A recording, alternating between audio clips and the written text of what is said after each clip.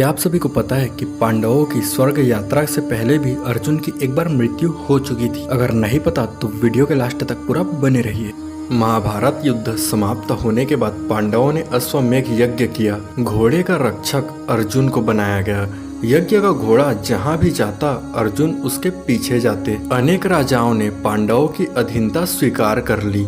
वहीं कुछ ने मैत्रीपूर्ण संबंधों के आधार पर पांडवों को कर देने की बात मान ली। फिर यज्ञ का घोड़ा घूमते घूमते मणिपुर पहुंच गया। यहाँ की राजकुमारी चित्रांगदा अर्जुन की पत्नी थी और उनके पुत्र का नाम बभ्रुवाहन था। बभ्रुवाहन ही उस समय मणिपुर का राजा था।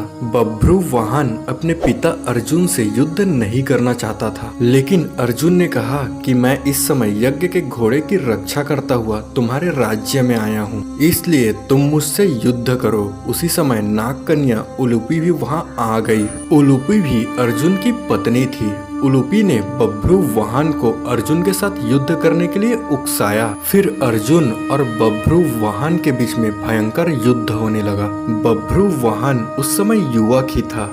अपने बाल स्वभाव के कारण बिना परिणाम पर विचार कर उसने एक तीखा बाण अर्जुन पर छोड़ दिया। उस बाण की चोट से अर्जुन बेहोश होकर धरती पर गिर पड़े। तभी वहाँ बभ्रुवाहन की माता चित्रांगदा भी आ गई। चित्रांगदा ने देखा कि अर्जुन के शरीर में जीवित होने की कोई लक्षण नहीं दिख रहे हैं। अपने पति को मृत अवस्था में देखकर वह फूट फूट कर रोने लगी। अर्जुन की मृत्यु से दुखी होकर चित्रांगदा और बभ्रुवाहन दोनों ही आमरण उपवास पर बैठ गए। तब नाग कन्या उलूपी ने संजीवनी मणि बभ्रुवाहन को देकर कहा कि यह मणि अपने पिता अर्जुन की छाती पर रख दो। बभ्रुवाहन ने ऐसा ही किया। वह मणि छाती पर रखते ही अर्जुन जीवित हो उठे। तब अर्जुन द्वारा पूछने पर उलूपी ने बताया कि यह मेरी मोहिनी माया थी।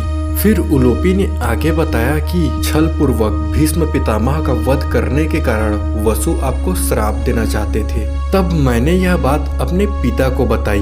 उन्होंने वसुओं के पास जाकर ऐसा ना करने की प्रार्थना की। तब वसुओं ने कहा कि मणिपुर का राजा बभ्रुवाहन ही अर्जुन का पुत्र है। यदि वह अपने पिता का वध कर दे तो अर्जुन को अपने पाप से छुटकारा मिल जाएगा। वसुओं के श्राप से बचाने के लिए ही मैंने यह मोहिनी माया दिखलाई थी। इस प्रकार पूरी बात जानकर अर्जुन बभ्रुवाहन और चित्रांगदा से भी प्रसन्न हो गए। दोस्तों, तो यह थे अर्जुन की मृत्यु की कहानी। और साथ ही साथ अगर आप चैनल पर नए हो तो चैनल को सब्सक्राइब जरूर कर दे और वीडियो को लाइक जरूर कर दीजिए।